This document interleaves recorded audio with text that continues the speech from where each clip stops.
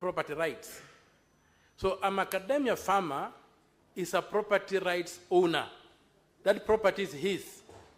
And if the state believes that there's a public purpose to be earned by banning the export of raw macadamia or unprocessed macadamia, then the state has an obligation under Article 40 to compensate the farmers of macadamia the value that they lose by not exporting their macadamia out. They cannot be used as sacrificial lambs to give people employment.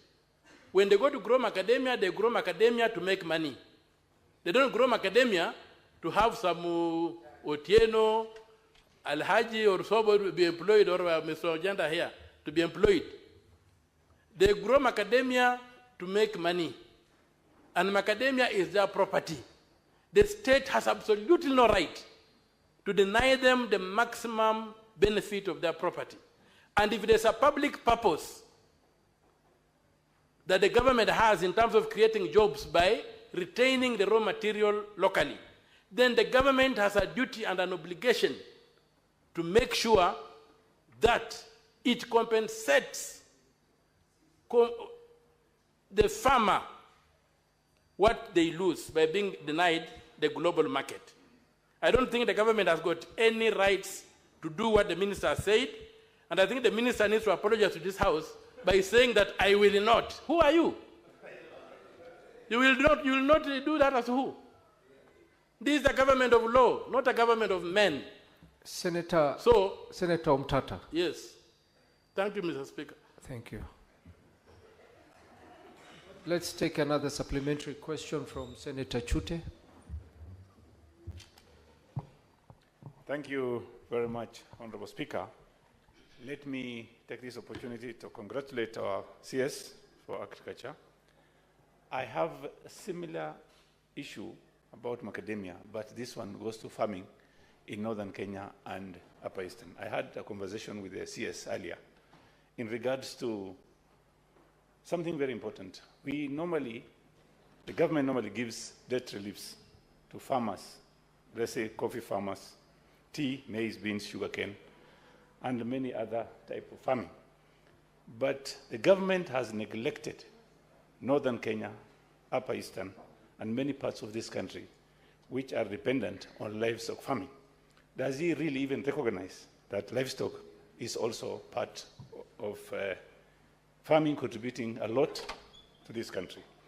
Having said that, my question would be, some farmers borrowed money through AFC loan, and many farmers lost the animals, up to almost 80% of the animals.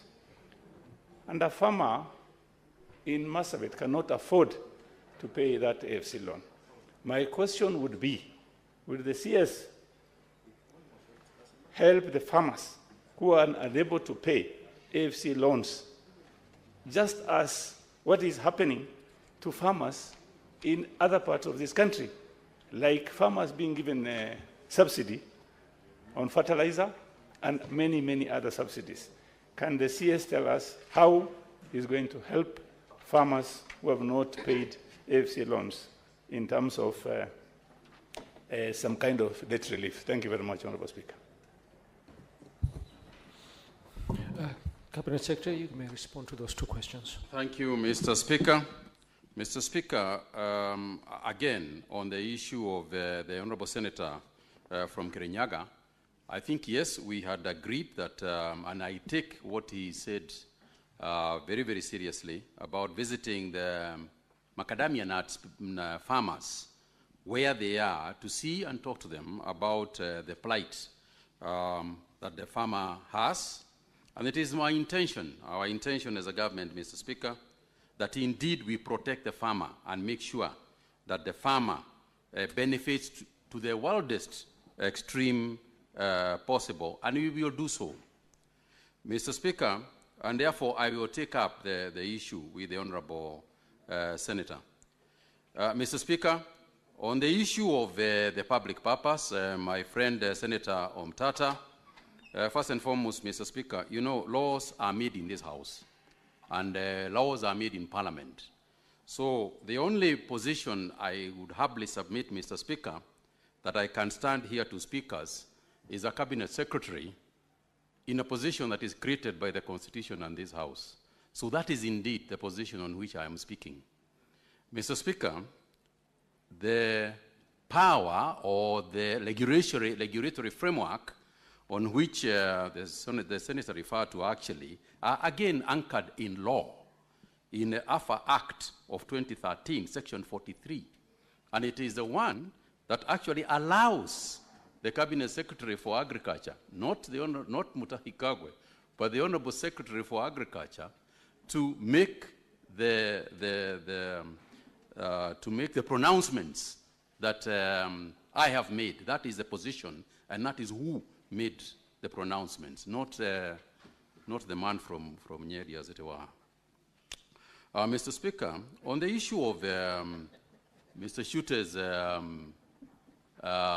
question, the Honorable Senator Shute, I think the Honorable Senator, I would like to assure you, beyond any doubt whatsoever, that we consider the livestock industry as crucial, not just as important, it is crucial for Kenya's development. Unless we deal with it and give it the appropriate attention that livestock farming demands across the country, then we will not develop, or we will leave large chunks of our country undeveloped. And you know, a nation's strength is measured not by the strongest part of the nation, not by the strongest part of the rope, but the weakest part of the rope. That is how you measure the success of, or otherwise, of a nation. Therefore, I want to assure you, and we have taken serious steps towards livestock farming. As you know, we are in the process of building a large livestock, the Kenya Livestock Industrial Park, that cannot succeed unless we address the issue of livestock farming. And by addressing livestock farming, we are referring to a livestock herder, a person who looks after a cow. That's how far we have to go in order to protect the industry. So I want to assure you, the Honorable Senator, that it is part and parcel of the issues we consider seriously in the ministry. The second part of the question regarding the Agricultural Finance Corporation loans, again, the Honorable Senator was honest to say that we had a meeting prior to my address here, and we agreed to meet up in another 2 weeks after he gets that information, and I get some information, and see what indeed we can be able to do to help the farming community and the persons who are suffering because of that. They are as important as any other farmer in this republic. I thank you, Mr. Speaker. Thank you. Senator Mwini Haji Mohammed. Thank you, Honorable Speaker. Mine with regard to the tea blending in the country, or in Mombasa in particular. Packing paper, which contributes about 75% of the cost, is subjected to import duty of 35%, 25%